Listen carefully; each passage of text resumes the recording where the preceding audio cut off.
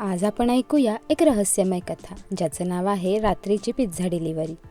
माझे नाव आयुष. 2 वर्षापूर्वींची ही गोष्ट आहे. मी पिझ्झा डिलिव्हरीची रात्रपाळी करायचो. रात्रपाळी केल्यावर अतिरिक्त भत्ता मिळत असे. तसेच ग्राहक थोडी जास्त टिप पण द्यायचे आणि रात्री 10 नंतरच्या डिलिव्हरीसाठी कार मिळत असे. नाहीतर दिवसाच्या डिलिव्हरीसाठी बाईक वापरावी लागायची. या सर्व कारणांमुळे मला रात्रपाळी आवडायची. तर आमचे पिझ्झा शॉप शहराच्या बाहेरील भागात असल्याने आम्हाला शहराच्या बाहेरून जवळच्याच गावातून पण ऑर्डर्स येत असत. अशीच ती ऑर्डर त्या दिवशी रात्री 11:30च्या सुमारास आली होती. 2 पिझ्झा आणि गार्लिक ब्रेड आणि काही ड्रिंक्स अशी ती ऑर्डर होती.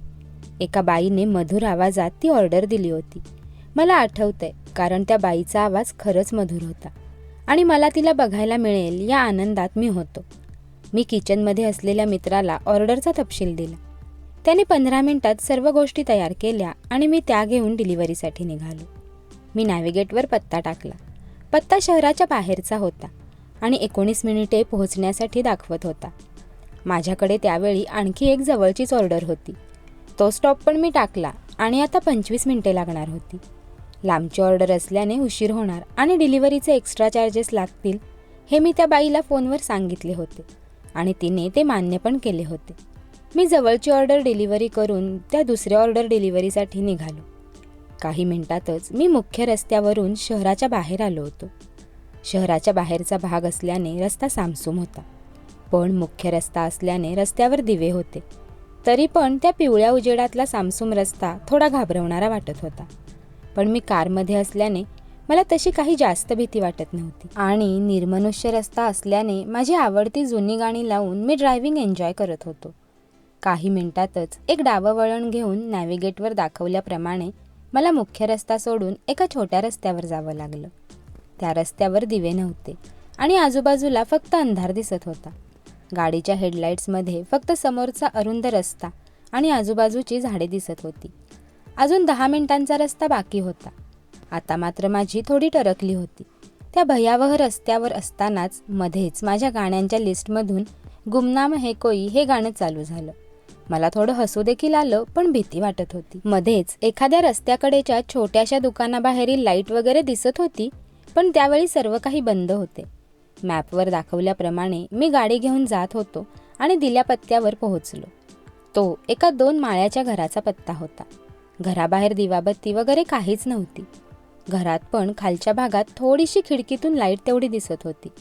एवढ्या अंधारात मला कारमधून बाहेर पडायला भीतीच वाटत होती. त्यात त्या घराबद्दल काहीतरी गूढ अगम्य अशी भावना माझ्या मनात येत होती. त्या परिसरात ते एकच घर दिसत होते. रस्त्याच्या एका बाजूला झाडे तर घराच्या मागे लांबपर्यंत उघडे मैदान किंवा शेत आहे असं वाटत होतं. अंधारात ठीक काही दिसत नव्हतं. गाडीचा आवाज ऐकून नाहीतर हेडलाईटचा प्रकाश पाहून कोणीतरी बाहेरची लाईट चालू करेल या आशेने मी गाडीत थोडा वेळ बसून राहिलो, पण कोणीच बाहेर आले नाही. धीर एकवटून मी ती ऑर्डर घेऊन कारमधून बाहेर पडलो. पटकन डिलिव्हरी करून तिथून लवकरात लवकर निघून जावे या विचाराने मी गाडी चालूच ठेवली होती. रातकिड्यांचा किर्र असा आवाज येत होता. तो आवाज आणि गाडीचा आवाज तेवढाच काय तो आवाज. बाकी भयान शांतता होती. दूरवर एखादा कुत्रा भुंकण्याचा आवाज पण येत होता.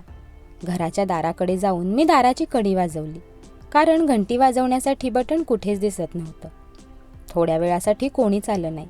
एकदा मनात आलं की तिथून निघून जावं, पण मी पुन्हा एकदा ठकठक केलं आणि कोणी आहे का असं मोठ्याने विचारलं. थोड्याच वेळात दार कोणीतरी हळूच उघडलं. खोलीत एकदमच अंधुक प्रकाश होता, म्हणून चेहरा व्यवस्थित दिसत नव्हता. पण ती एक बाई होती एवढं समजलं, कारण तिने साडी नेसली होती आणि डोक्यावरून पदर घेतला होता. ते मला जरा विचित्र वाटलं. यावेळी अशी साडी नेसून कोण असतं? पण मी माझ्या हातातील ऑर्डर त्यांच्याकडे देऊ केली आणि बिलाची रक्कम सांगितली. त्यावर ती बाई म्हणाली की पिझ्झा त्या टेबलावर ठेवा, मी वर जाऊन पैसे घेऊन येते. तिचा आवाज ऐकून मला समजलं की फोनवर बोलणारी बाई हीच होती.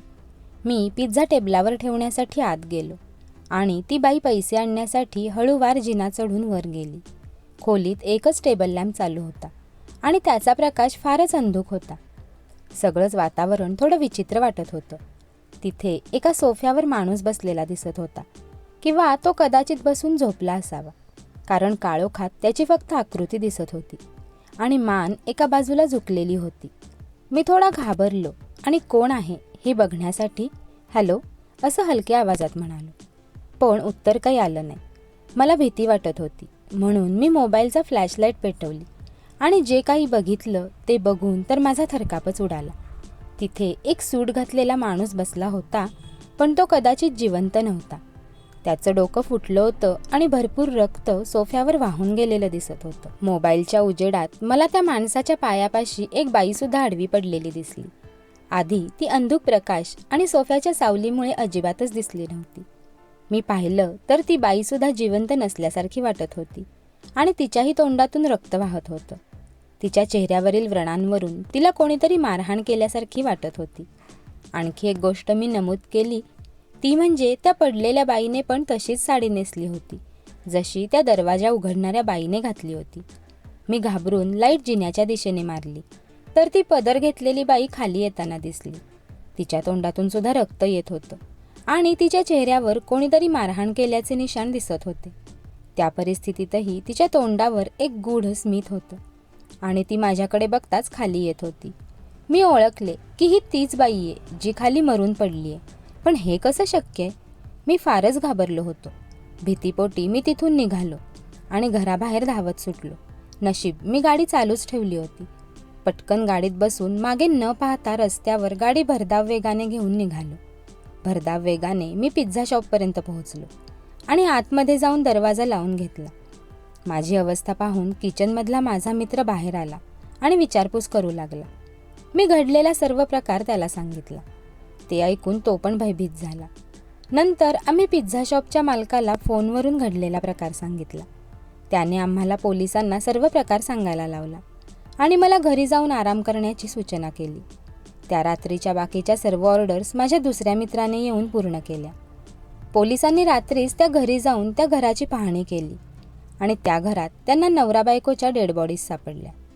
असे समजले की त्या रात्री त्यांच्या लग्नाचा वाढदिवस होता आणि कोणत्या तरी कारणाने त्यांच्यात कडाक्याचं भांडण झालं आणि नवऱ्याने बायकोची मारहाण केली.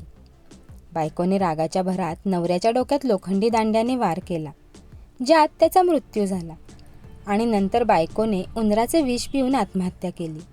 शल्यचिकित्सेनुसार दोघांचा मृत्यू रात्री 9 ते 10च्या मध्ये झाला होता. पिझ्झाच्या ऑर्डरचा कॉल रात्री 11:30च्या सुमारास कसा आला? आणि ती मला भेटलेली बाई त्या मेलेल्या बाईचं भूत होतं का? तिला त्यातून काही सूचित करायचं होतं का? की तिची लग्नाच्या वाढदिवशी पार्टी करायची इच्छा अपूर्ण राहिली ती पूर्ण करत होती? हे सर्व प्रश्न अनुत्तरितच राहिले. झाले ते सगळे खूपच दुःखदायक आणि भयभीत करणारे होते जे मी कधीच विसरू शकत नाही. या विचित्र आणि भयभीत करणाऱ्या अनुभवामुळे तो डिलिव्हरी बॉय खरंच खूपच घाबरलेला होता. तुम्हाला ही रहस्यमय आणि भयावह कथा कशी वाटली कमेंट करून नक्की सांगा आणि अशाच नवनवीन व्हिडिओसाठी चॅनेलला लगेच सबस्क्राईब करा.